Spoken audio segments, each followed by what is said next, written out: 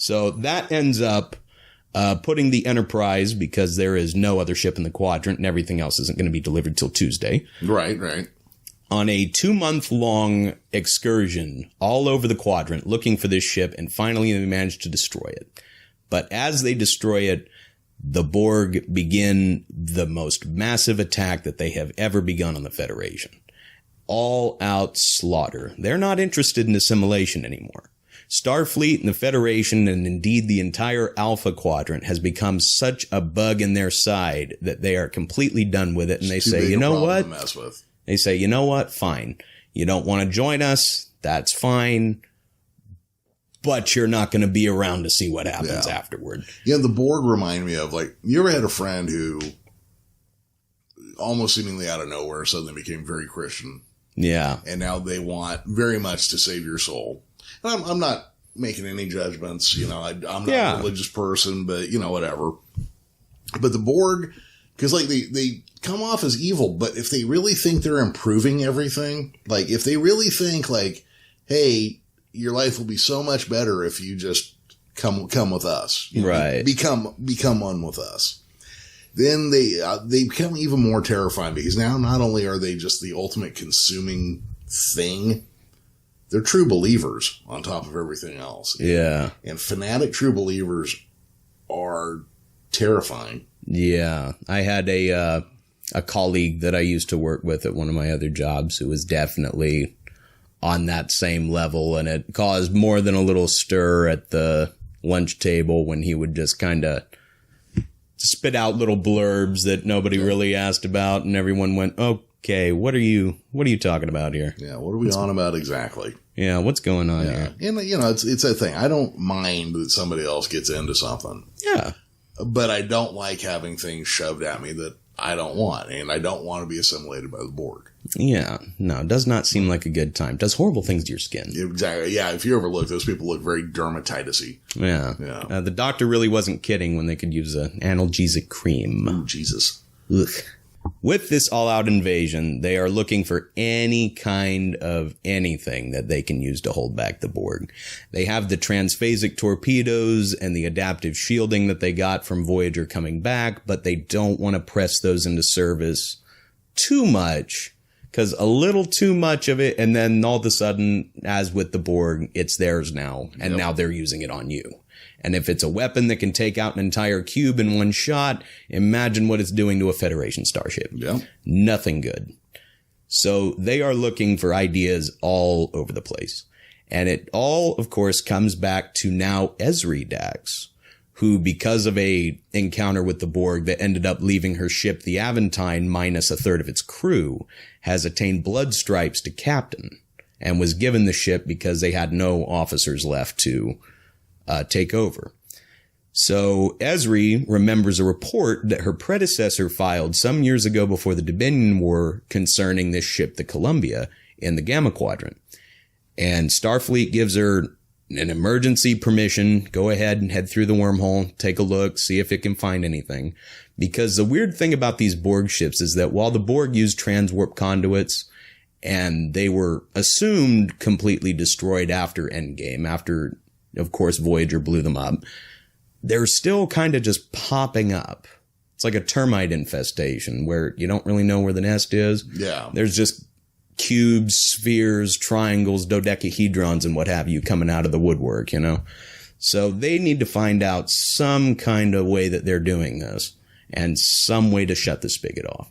And they think that whatever took the Columbia this far away from its maximum operating range is possibly related. So Ezri Dax takes her ship, the USS Aventine, out to the Gamma Quadrant, and they are once again investigating the wrecked starship. But using the more advanced sensor systems that they've developed, in addition to the technology that was brought back, which, side note, is a really big plot point for these post-Nemesis novels, is the technology that Voyager brought back. It sends the Federation into years and decades, and in some cases even centuries ahead of where they were. So Help me remember here. Yeah. Again, I didn't watch Voyager religiously. I right. The beginning, a few episodes here and there, and then I watched the end. Right. At some point, the Borg refit the Voyager with a bunch of like shielding and this, that, and the other, and transphasic weapons or something. Completely fitted out. Voyager was completely fitted out with enemy tech at least 3 times that I can remember over the course of the series. Yeah. Once in the episode that you're talking about, which was Scorpion, when the Borg were fighting Species 8472. I watched that one. Yeah, that one's a really good one. Yep. And once in Year of Hell, which was, of course, the Krenim, who were trying to rewrite history to put their civilization back on top, ended up completely messing up an entire portion of space, and Voyager, just happening to be the most unlucky ship in Starfleet, gets in the mix with that. And they ended up completely refitting themselves with temporal shielding and these temporal-based weapons, and just ends up a completely messy affair. And then Endgame, where Admiral Janeway, or a future version Admiral Janeway, comes back in time and brings all of this advanced weaponry.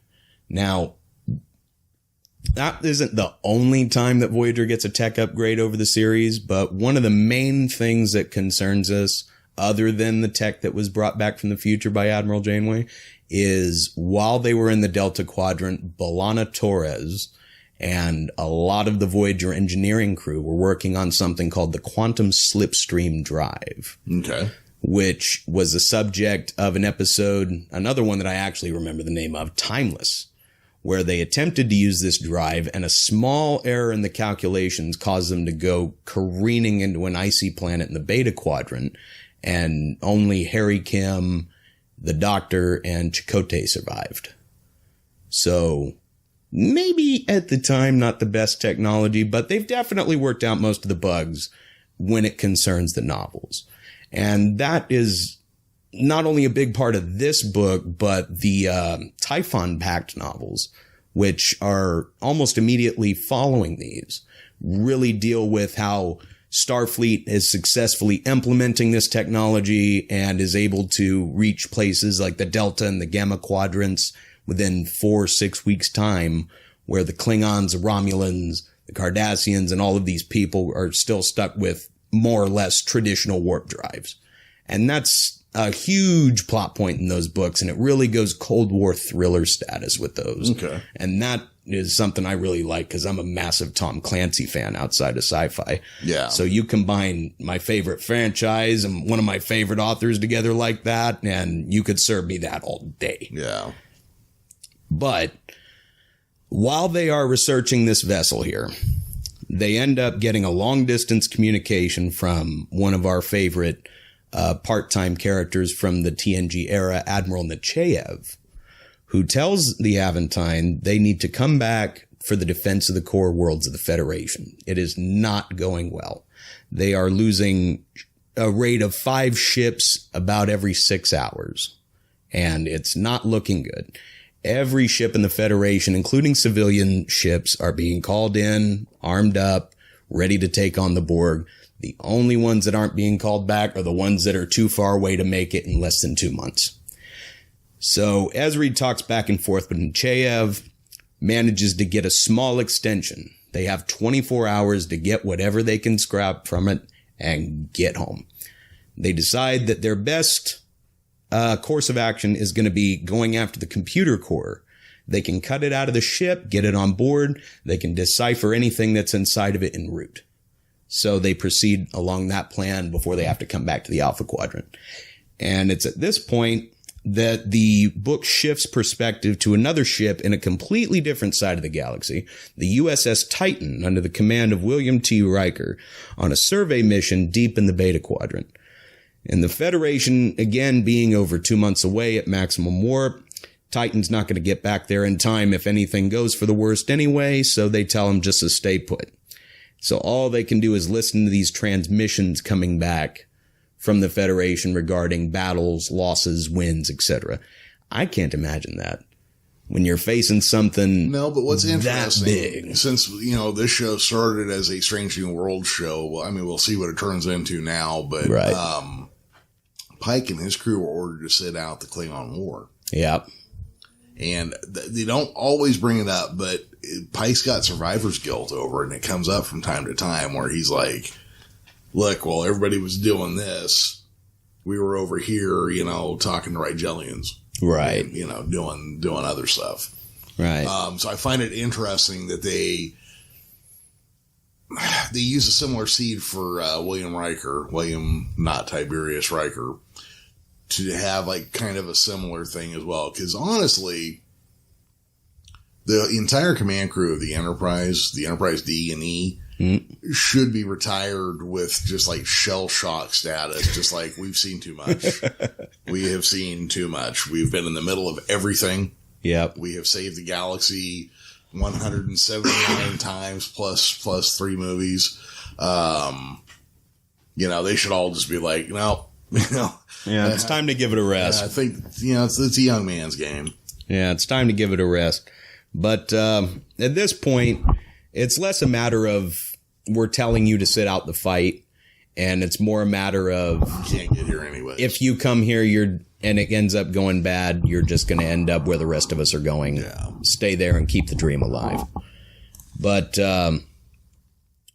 while they're out there, that doesn't necessarily mean that they're sitting on their laurels, because Tuvok from the Voyager crew, and who is a high-ranking member of Titan's command crew as well, is sitting there working on defense plans for the core worlds of Starfleet to transmit back. Just more of a way to pass the time for him, I suppose, trying to kind of keep his mind off of everything, which maybe it works for a Vulcan, but I can't imagine my mind would be too terribly off the point if I were I would think Vulcans have the mental discipline. Not only that, they have long lifespans. Yeah. So, I mean, like a 5-year war for a Vulcan probably isn't that terribly long. Yeah, probably more just a drop in the bucket. Yeah. But in addition to working up these defense plans, he's trying to do what many people in the Federation proper are trying to do right now, which is try and anticipate the next points of attack that the Borg are going to go for. It all kind of seems to come at random. And again, there's no signatures telling where they're coming from, giving an early warning notice or anything. They're all just coming out of the woodwork. So they have no way to really decipher when or the next attack is going to be coming. And at a staff meeting discussing a high rate of tri-quantum waves that they have been detecting in the sector, which is a telltale sign of Borg transwarp signatures, it's discovered that while these waves are similar to those created by the Borg, they're not exact, just enough to kind of throw the whole thing into doubt. And the Titan, while investigating these waves, also discovers a very strange discrepancy with a star that they had mapped almost 250 years ago by old Federation standards. A star that was visible in the night sky with the proper telescopes and everything on Earth, but about 150 years prior started to dim, and 50 years prior was almost completely invisible. So something sketchy's going on over there. And they decide to move to investigate, and they are picking up little bits of information about all of these subspace anomalies as they're going on. And elsewhere on the Titan, Deanna Troi and Will Riker are dealing with some family issues. Because it seems that after one of the last away missions that Deanna Troi went on, she was exposed to this unique kind of radiation that has completely messed with her biology. And she has a kid in utero right now whose life is in very big danger because there's not enough instruction going back and forth, to be able to help grow the kid and actually form into a healthy baby. And the chief medical officer of the Titan recommends a termination. She does not want to do that. Will doesn't know what he wants because he didn't expect to have to deal with anything like this. And there's a lot of interpersonal drama in between those two on that ship. And for the sake of both brevity and also giving our audience something to dig into when they actually, if anyone actually picks up this book and decides to give it a go, which, by the way, you definitely should 100% recommend it if you haven't already. But for the sake of giving everyone a chance to dig into something over there, I'm not going to touch too much on the interpersonal that's going on in this novel, if not for any other reason than that, because a lot of it involves a lot of those Lovecraftian, non-Euclidean names that I can't quite get my tongue around. So at the risk of sounding like I'm having a seizure on air, I won't bother. I got you.